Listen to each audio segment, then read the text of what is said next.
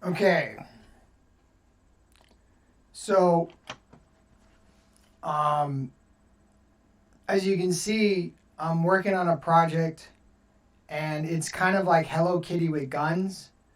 If you're watching the video, you'll see me in a box on the top right talking, and I thought about making this like a 5 hour sort of video tutorial stream. It's actually closer to almost 7 hours because I do some additional edits on it, but that's besides the point. Um, so I recorded like 6 out of my maybe 5.5 6 hours out of my 7 hours working on this project, and I talked through most of it. And in hindsight, the points that I was making were very good, accurate points, but maybe a better way of saying things was necessary, or um, a more amicable means of saying things was what was called for. So anyway, the reason why I'm not using the audio from that series is one, the hyperlapse is running at 800%. So instead of you watching me do this for 6 hours, it's a 45-minute video. So it's a lot more practical. And what I'm going to do is talk about my workflow, but also some of the philosophy that went into this project. I'm going to go back and forth between talking about philosophy and workflow, because those two are kind of intertwined. And if you don't have the right mindset when you're approaching a project, the project just won't work out. So with that said, let's hop into it. So right now, I'm working on the head of the Hello Kitty person. Excuse me, I'm drinking some water while talking. So one of the things I talk about a lot is shape language, and I'm trying to use a sketch that I made of Hello Kitty with guns. It's Call of Duty Kitty, right? So Hello Duty Call of Kitty. That's kind of like the joke. So what I'm doing is I'm experimenting with shape language. Now, shape language is the use of shapes to communicate meaning. So language is the use of sounds and words to convey meaning, and here I'm using shapes. I'm using shapes to convey meaning. So it's shapes as language, and we don't necessarily think about this all the time, but shapes as language is a very common thing that we deal with because letters are shapes. So when you're writing down letters, you're using shapes. And when you read those letters, those shapes are conveying meaning to you. We don't really think about it like that, but that's the truth. In art, we talk about things like S-curves, and an S-curve is something that you draw in order to make a shape look like it has an S-curve. And an S-curve resembles the letter S, and the S-curve is kind of known for being very organic. And it's not like a true S where it's like almost semicircles. It's a softer S shape. The curves are softer, but it is ultimately resembling the shape of an S. So the process of art is finding shapes that are simplified, that you can kind of compartmentalize, and then really trying to expand on that and really get into the detail of those shapes and making it very consistent. So I'm working with shape language that is, native to Hello Kitty, but I'm also trying to alter the Hello Kitty shape language to kind of resemble my own sort of voice. So if you know anything about music, you know that generally you start off by learning song covers, and then you go into the process of writing originals. And you go back and forth to really learn how to do whatever it is you're after. And the reason why, and it's pretty interesting, but you have to develop a sense of language that's offered to you by somebody who's more experienced in that vernacular. And then in the process of having that experience, you kind of build your own understanding on top of that. And then that kind of becomes your vernacular. And that's just how you develop your ability to cultivate music. And then you continue in that process where you learn something, usually a song, you pick a part of it that you really like, and then you learn to isolate that part. And then after isolating that part, you begin to throw it into your playing. And then after you're able to throw it into your playing, you then begin to be able to improvise over it. And so you go from being a plagiarist to being an improvisationist. And you have to make the idea your own, and that's just a matter of time, repetition, and matriculation. So time being giving yourself the time to go through the process of learning it, repetition meaning the process of mastering it and really making it your own, and then matriculation is when you have so many other references and ideas and sources at your disposal that all of these other references, ideas, and sources begin to sort of melt through a melting pot effect. They melt together, they emulsify. And then that emulsification, that emulsified entity, however you want to refer to it, that entity is what it becomes. That's what becomes the thing that you are then able to say is yours, truly yours. So, I'm taking the Hello Kitty character. I'm trying to make it my own as best as possible. It's not really my own, but I'm working on making it my own. And I'm doing a lot of extra work to make the geometry worthwhile so I can reuse assets, because I'm going to make 4 of these Hello Kitty characters. I gotta say, obviously I don't own Hello Kitty. I obviously don't own Call of Duty. And the other 3 ideas that are going to be made into Hello Kitty memes, we've got Doom Kitty, Slayer of Worlds, and then we have Gears of Kitty, Hello War, and then we've got Halo Kitty 2. So yeah, there's gonna be 4 versions of Hello Kitty, but this is the first one. It's Hello Kitty with guns.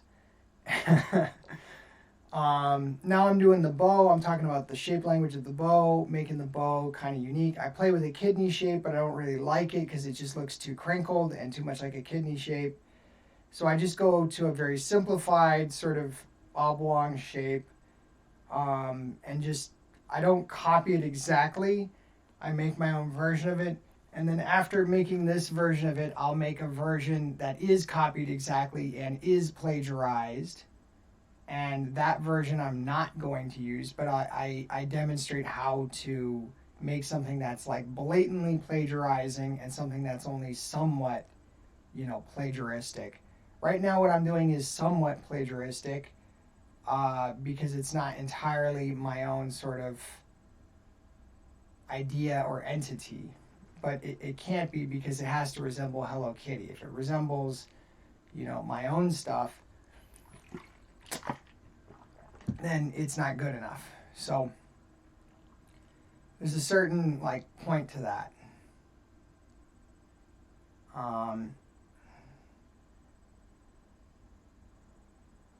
Yeah, now I'm just adjusting the bow so it has legibility. That means from a distance you can see it, blah, blah, blah. Now I'm making the plagiarized one where I draw the exact shapes over the drawing itself. And so if you draw the exact thing by tracing over the original image, you are effectively plagiarizing. I try to avoid doing that because I think that that's a shitty way to do business. Because you're just blatantly stealing. At least in my version, I created my own geometry and I kind of contributed my own shape language. And I think that that's more authentic. I think that's about the most I'll say about this section. I'm just going to let it play out. You guys get the idea. I've talked for 8 minutes straight. I'm just going to let the music play in the background. Okay, and we're back for the next part of the Hello Kitty with guns. This is actually making the guns. And this was really complicated. I had to sit there and figure it out. Guns are difficult because they're mechanical. So they either look right or they don't. You can't kind of make you can't make a bullshit gun. Especially not for Call of Duty. Like, you can make a bullshit gun for Halo, you can make a bullshit gun for Doom, you can make a bullshit gun for Gears of War. You cannot make a bullshit gun for Call of Duty because it's based off of real life guns. All of these guns in this game basically exist. So right now I'm working on the grip, and so I'm like trying to create that texture where the texture is kind of like engraved in the handle. So I'm making these lines and I'm playing with the grid structure, and there's 2 sets of lines, and then I'm putting like a gradient on it. And then I'm trying to make the metal look cobalt blue, but also try and make it look gray, steel gray. So I'm trying to like balance the colors and stuff and make it look like, a gun. I'm really trying to make it look like a gun. But like, it's difficult. It's very difficult. So I'm using a slider to change the direction of the gradient, and then I'm fucking with the gradient to try and get like the color selection right. It's a real pain in the ass. And then I start making the second set of gradients, and I have to basically like completely redo the geometry. I was hoping I could reuse it. It just did not work out that way. And then the geometry I had initially created wasn't very good because it wasn't spaced out all that well. It was kind of just like improvised, so I had to like, do more work. It's always a pain in the ass to do this, but the first time you're doing it, what you're really doing is just getting the idea out. So I figure out like roughly where the shapes are, I block them out, and then I start making new geometry. And as I'm making new geometry, it becomes more clear to me what it is I need to do to make this work. And I'm roughly spacing it out visually. It's not like, measured and meticulously done. It's just kind of visual. But it works. It starts to work. It starts to look like Hello Kitty with guns. The gun looks good. I start getting the grid down. I get rid of the bullshit. And then I start cleaning it up. And then I reorient the hatch marks. I've still got a stroke around the outer box. I got to get rid of that. And then that's going to force me to realign everything. Okay. And then this is where... Okay. So, what I've now gotten to is the point where, like, in the video series, I started talking about philosophy. And there's this meme that should be on the screen that shows a Rick and Morty character. It's Morty holding up kind of like a card that's, if you go to the bagel store and you go there 9 times and then the 10th bagel's free. Well, he's holding up one of those redeem cards. And in the show, if Morty goes on 9 adventures, Rick gives him the 10th adventure to pick out. And what this person has done is he's swapped out the card, and so it says, how nice guys think sex works. And then the card, the redemption card, is times I respected women, and there's 9 stamps, and the 10th stamp is, the freebie. So this is kind of fucked up. But we're going to talk about this because this is a real thing that's an issue, and it needs to be addressed because it's an elephant in the room. A lot of guys, a lot of young artists get roped into bullshit that they don't want to do, and they get roped into it because somebody kind of dangles something in their face, and then the guy is like, oh, I guess I want this thing. So they jump through all these hoops for this weird, vague, sort of verbal, implied promise, and there's no real clear idea of what it is they're going to get out of it. There's no clear, rules or regulations or boundaries. It's just weird, verbally implied, behaviorally implied, rewards. And I'm obviously talking about how men interact with women. If you're a man and you prefer other men, or if you're a woman and you prefer other women, technically this applies as well, because it's really just how the person of infatuation interacts with the object of their infatuation. But I'm going to talk about it from like a more typical perspective, because that's just, how it is I see things. So what's going on here, and the reason why this is important, is that a lot of the times guys will get roped into projects because a girl will say, oh, I really like this. And then the guy will think, oh, if I do this for her, she'll like me more. And I'm going to kind of give you some background on this project. I kind of think Hello Kitty's bullshit, and I kind of think the video games, Call of Duty, Doom, Gears of War, and Halo are all kind of bullshit. I think video games for the most part are bullshit. And the reason is because I'm always busy doing art, doing music, doing my writing. I don't really have too much time for video games. And if I'm fucking around, I'm playing with my Warhammer figures and building miniatures. I'm building minis. So like, I don't even play video games, I build minis. That's kind of like the closest thing I get to doing video games. Sometimes I'll watch a video game playthrough on YouTube while drawing, and that's like about as close as I'll get to a video game. But I really don't do the video game thing. So anyway, we're now going to get back to the video. I'm still working on the gun, but I'm talking about this philosophy while working on the gun. And we're going to mostly focus on the philosophy. I think what I'm doing with the gun is obvious enough. I think you can see what it is I'm doing. It's very repetitious. So getting to the meat and potatoes of the philosophy. I got roped into doing this Hello Kitty project, this Hello Kitty with Guns video game project, because of a girl. So like, part of what I'm talking about applies to me. So like, I'm not just like hypothetically speaking out of my ass. This is like some real shit. So maybe listen up and I can drop some knowledge on you younger guys.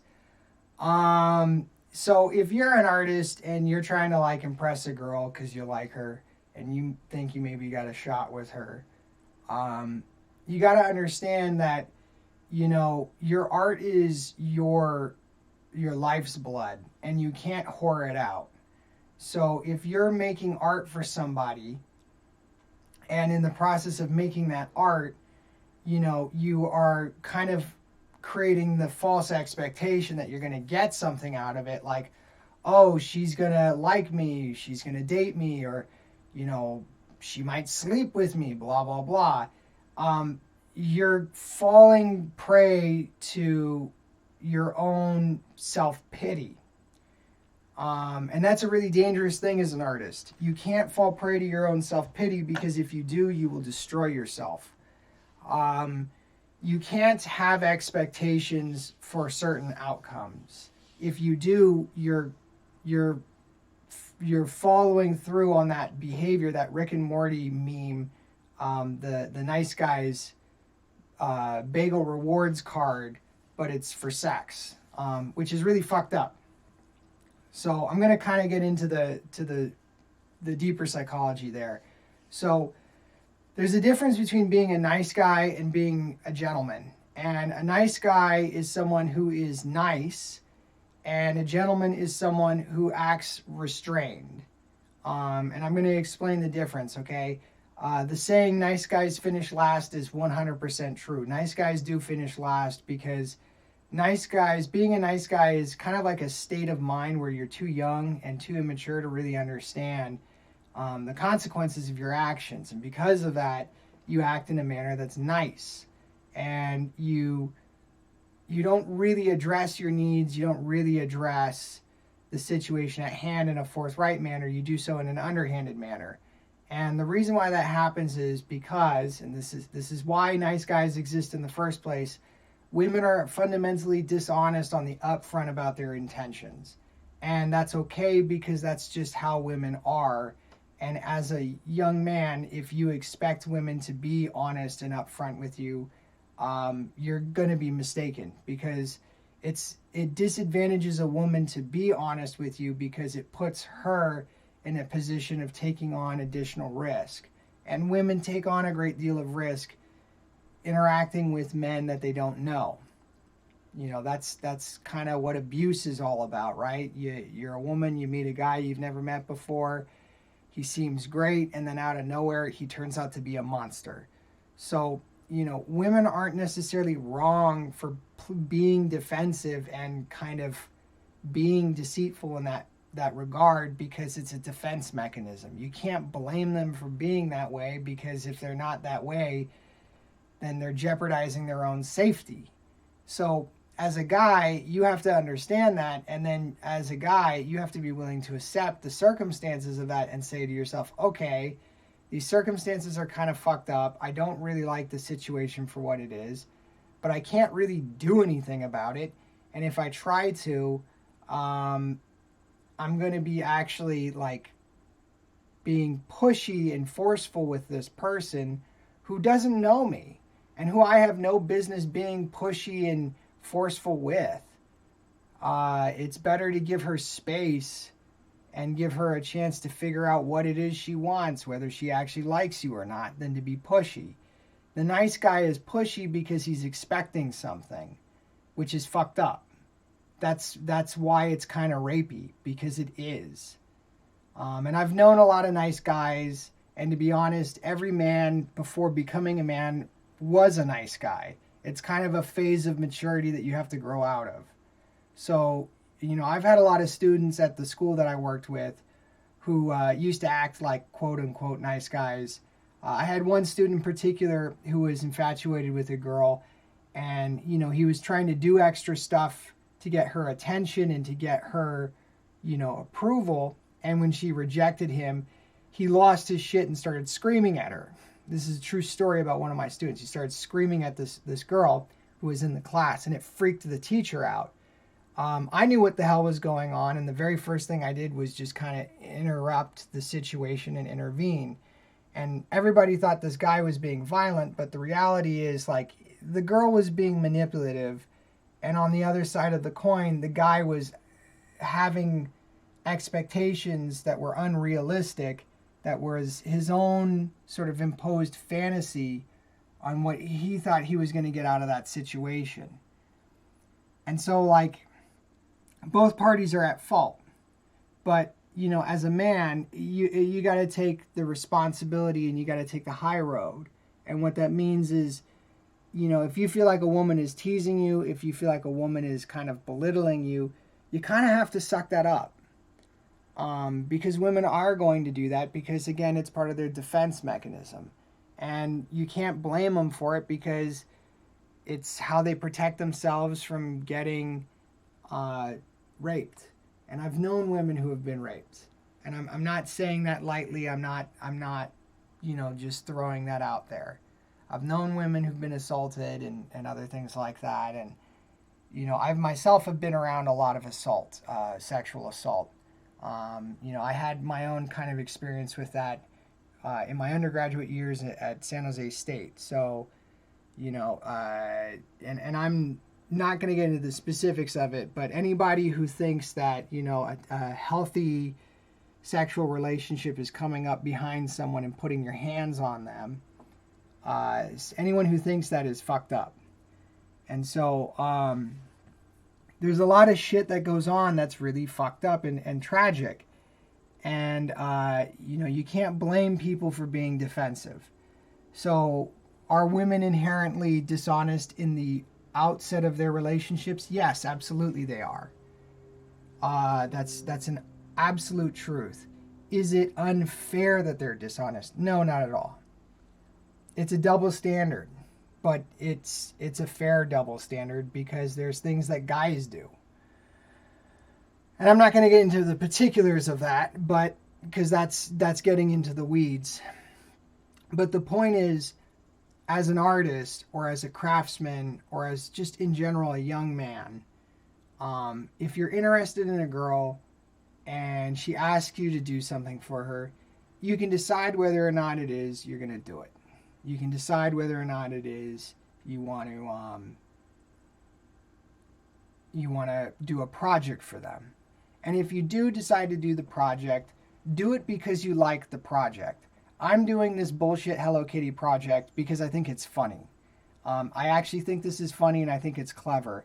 And what I've realized over the years is every time I do a project that I want to do that I like, the issue that I run into is that most people don't give a shit about my work. And that's because there's a million people out there trying to be artists, trying to get attention, and it's difficult. So if there's an already established brand that I can work from, if there's an established brand that I can work from, then I should work from that brand and use that to my advantage to bring some attention to myself, which is kind of what I'm doing here. I'm doing this Hello Kitty thing. I'm teaching you guys a tutorial.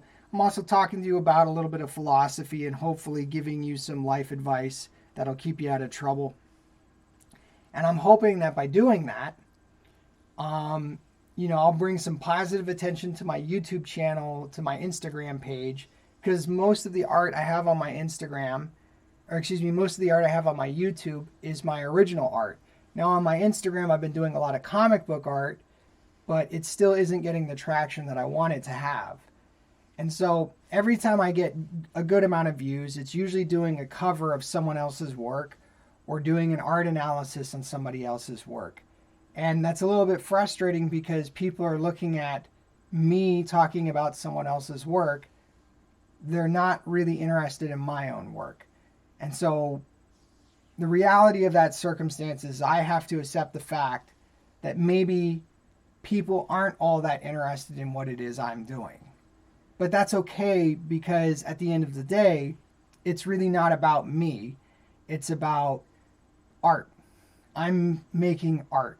And this goes back to the whole philosophy that I talked about when I was mentioning, why it is you do something. If you're making a piece of art for a girl with the intention of sleeping with her, that's fucked up. That's the nice guy mindset, and it's kind of rapey. If you are making something because you like the idea and you think the idea is good from the onset, and you not only think the idea is good from the onset, oh, here I am plagiarizing the American flag, but it's the American flag, so, that doesn't matter. So anyway, the American flag should be open source. You do things because you want to do it, not because there's some ulterior motive or expectation. And people who have that exterior motive or expectation are kind of fucked up, and you can't really trust those people because they're dangerous. And the reason why they're dangerous is because they have these fucked up expectations for how people should treat them and how they should be, rewarded for their work. And that's very dangerous. That's where that rapey mindset comes in, because if they don't get what they want, they believe they're justified in taking it. And that's not cool. That's how assault happens. That's how I was assaulted, and that's how other people get assaulted. And that's not a good thing. And you have to ask yourself, am I turning the wheel or am I breaking the wheel? Am I turning the wheel of abuse and the cycle of violence? Am I perpetuating it, or am I breaking it? And you want to be part of the process that breaks that cycle of abuse. And you want to break it because, to be honest with you, it's really fucked up to go through that shit and then, have all that damage. And in my case, I was very aggressively gaslit by the people I was working with, where they were like, oh, it's your fault. You did it to yourself. And there are situations where you can jeopardize your own safety. That's what we call a situation. You put yourself in a situation. I did not do that. I was in my particular situation, I was basically like attacked by somebody. And without getting into the details of it, that was like kind of fucked up. And it fucked me up because people were like, oh, you did it to yourself and blah blah blah. And you know, I've seen people who have put themselves in situations, and there's been places where I've put myself in bad situations, like when I worked in the entertainment industry, I put myself in a situation where I could be exploited by my boss and not be paid for my work. And that happened plenty of times. Oh, this is bitches love cannons. I gotta throw that meme in here. I'll put that in the video. That's Helsing abridged. Bitches love cannons. Bitches love knee pads. That's what I was talking about when I was recording this. Because I was making the knee pads for the friggin' thing. Anyway, back to the story. I think that you know, you can put yourself in a situation, or you can do something to handle it. And if you can't handle it, don't put yourself in that situation. And what I would say is, not everyone else is to blame for what happens to you. That's true. But some people will do things that are abusive, and when that happens, you can be angry, or you can be, you know, whatever about it. But what I would say is, it's better to kind of let it go and not let it, you know, torment you or whatever. And what I would say is that, you know, in the particular situation I was in, the situation that I was in, the other guy's idea of a healthy sexual relationship was being physically aggressive with the person who was the object of his infatuation. And he thought it was a typically healthy sexual relationship to approach that person from behind without them knowing anything about what's going on, and then to physically, like, attempt to force himself, which there's no way you could ever justify that. There's nothing even remotely sane or justifiable about that. And so if that person's idea of a healthy sexual relationship is of that particular nature, then, you know, I don't even hate that person. I feel pity for that person, because that's their idea of a healthy sex life. And if that is their idea of a healthy sex life, that's really fucking sad. So that's why I was talking about the whole Rick and Morty thing about nice guys, because that's what a nice guy does. They have a very sad, unhealthy perspective on what a relationship and a sex life should be in terms of its functional behavior. And the problem with that is it's the self-pity mindset. Well, I deserve this, I've earned this, or I want this. And there's no amount of rationalization that can justify that behavior. It just, you can't act that way. So that's why I pulled up the Rick and Morty meme, because the whole reason I'm doing this project, like, yes, there's a girl, and yes, she likes this, but regardless of whether she likes it or not, regardless of whether she likes me or not, I'm making this thing. And if I'm not in this for myself, meaning that I'm not enjoying this, I'm not doing it for my own entertainment, for my own pleasure, then I'm going to be angry and resentful. And that's going to cloud my judgment. And the issue with that is it's going to make me toxic, much like that guy who thought it was appropriate to approach people from behind. I mean, that's fucked up. And so, like, I don't want to be turning that wheel of violence or abuse. I don't want to be participating in it. I don't want anything to fucking do with it. I'm more interested in just making art. I'm not interested in any of the other bullshit. Everything else is bullshit. I'm here to make art. That's it. So if she likes it, she likes it. And if she doesn't, she doesn't. At the time of recording this voiceover, I've actually shown her the Call of Duty sticker, and she really liked it. So that's cool. And then she's like, oh, can you make me another one? Blah, blah, blah, blah, blah. And it was like, oh my God, are you fucking kidding me? So, good work begets more work, and no good deed goes unpunished. So the other thing about it is that, you might end up making something that this person really likes, and then they ask you to keep making stuff for them. And that's fine. That's fine, but it's kind of funny because, it just makes more problems. It's not the end of the world, though. It's probably a good thing because, it means she likes you, That's if she asks you to make more stuff for her. Now, if she asks you to make more stuff for her and she doesn't reciprocate, then obviously she's manipulating and abusing you. And you should be mindful of that as an artist because you are a professional. And this is your means of making a living.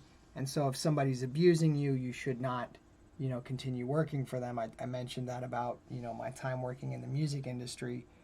Those people thought it was okay to not pay me, which is not cool. At the time, I was basically a press junket. I was basically running around doing multimedia, press media, PR stuff. And for them to think that they didn't have to pay me was kind of asinine because, that's like how it is I make a living. So by them deciding, we don't have to fucking pay you, it's like, well, then you don't respect my ability to make a living. You don't respect my cost of living, and you don't respect me. So, if somebody doesn't respect your work, if somebody doesn't respect your effort, fuck those people and just stay away from them. But if maybe, you're talking to somebody and it looks like it might go somewhere and you're not sure, and maybe they are, interested, just do it anyway. Not because you're expecting anything, not because you're thinking, oh, maybe it will go here, maybe it'll go there. Don't do that to yourself, because you're setting yourself up for failure, because you're going to do all this work, you're going to expect some kind of payoff, and there isn't going to be one. Or if there is one, it's not what you expected. So just use your art, enjoy your art, make a skill of it. And if you can make people happy with your art, that's great. You're putting more good vibes into the world. There's a lot of ugly shit out there. It's nice when you can contribute to the good side, the bright side of things. That's how you should act. That's how you should conduct yourself. So it's a good thing when you think and act like that. And you don't have to participate in that negativity. So I don't know. I'm kind of winding down with this whole story about, being nice. The last thing I'll say is a gentleman isn't nice. A gentleman isn't kind. A gentleman is gentle. Give you an example. Peregrine falcon is the fastest animal on the planet. And from the peak of its stoop, the peregrine falcon, when hunting its prey, can go as fast as 240 miles an hour because it falls like a stone from the sky, like just a bullet. It just falls straight from the sky down to the earth towards its prey. And it's got these giant talons, and if you've ever seen a peregrine falcon, the person who handles the falcon, the falconer, they have a very special glove that they wear because the talons of the falcon are razor sharp. And those talons are designed for eviscerating their prey. So you've got an animal that's got these razor sharp talons, and the talons are for eviscerating prey.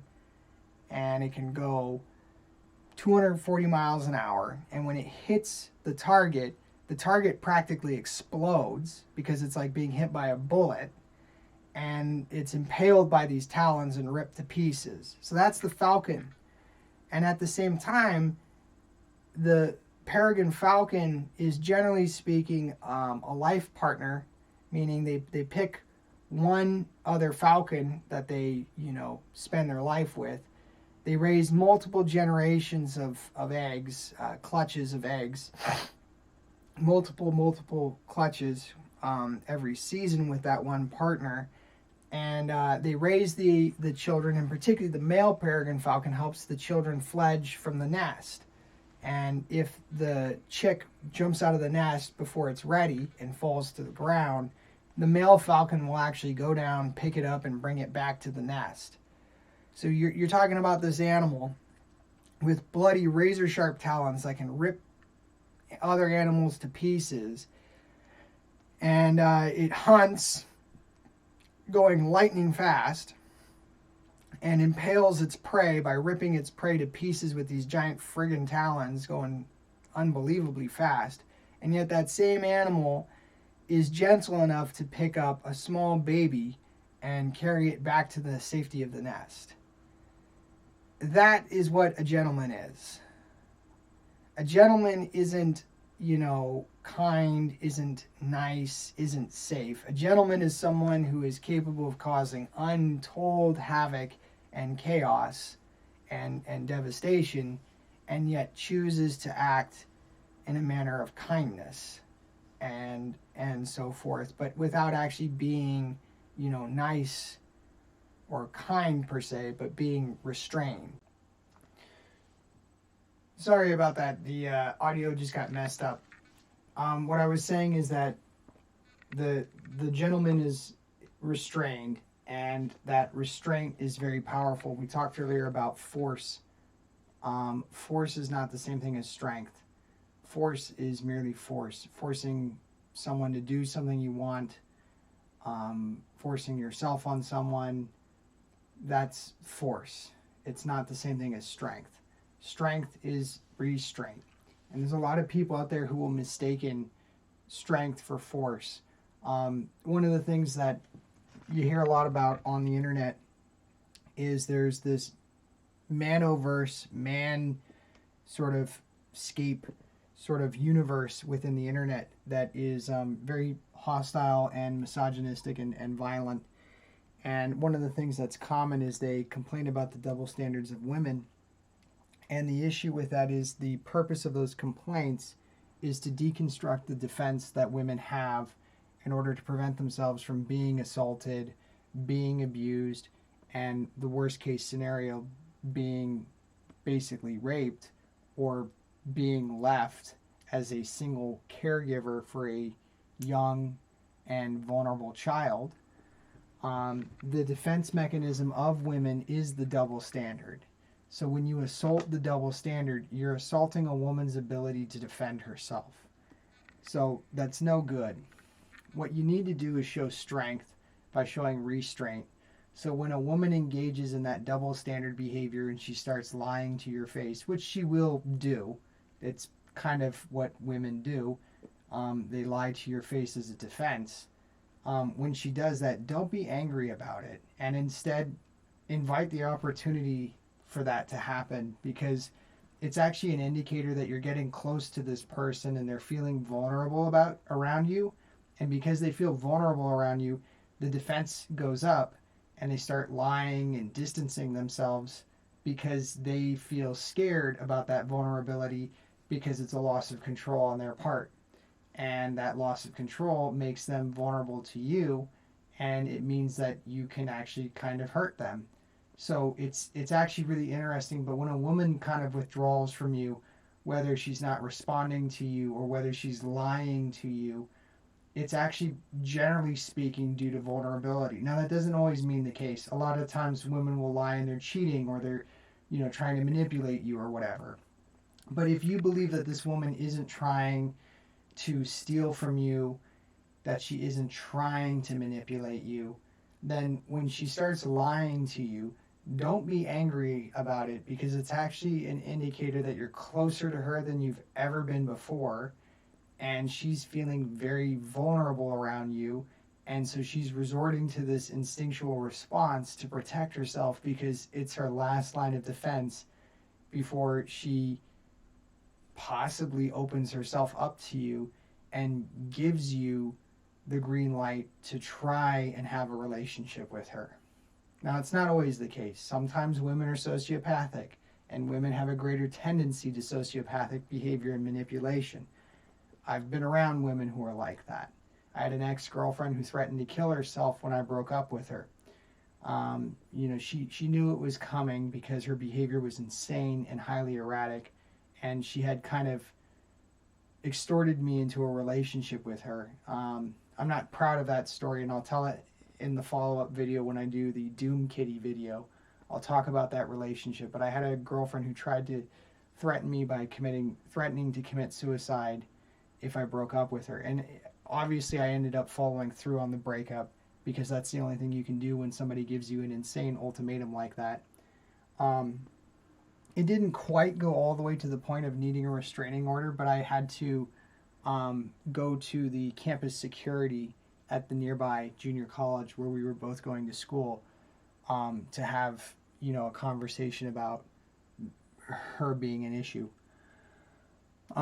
So yeah, I can definitely talk about those other sides of the coin where maybe women are actually abusing you, but far and few between.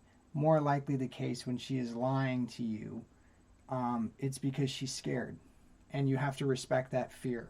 You have to respect other people's sense of fear. You can't push people over a hurdle before they're ready.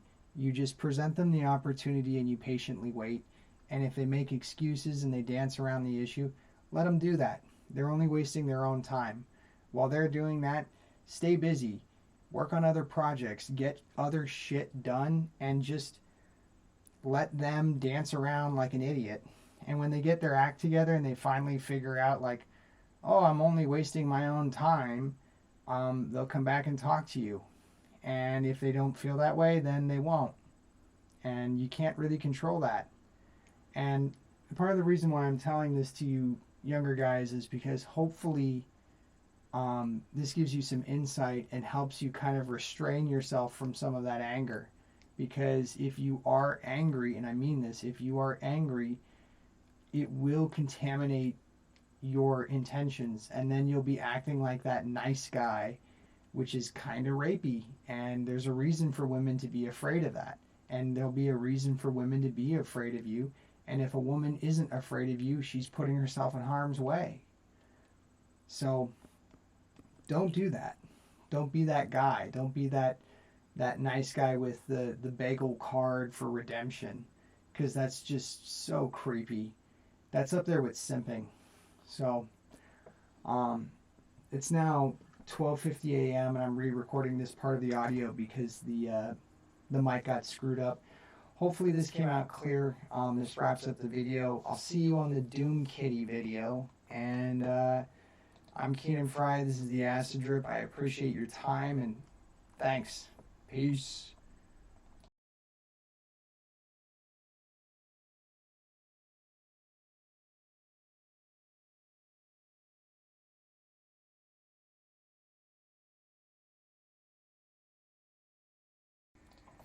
Get that bitch a cannon. Bitches love cannons. Bitches love cannons.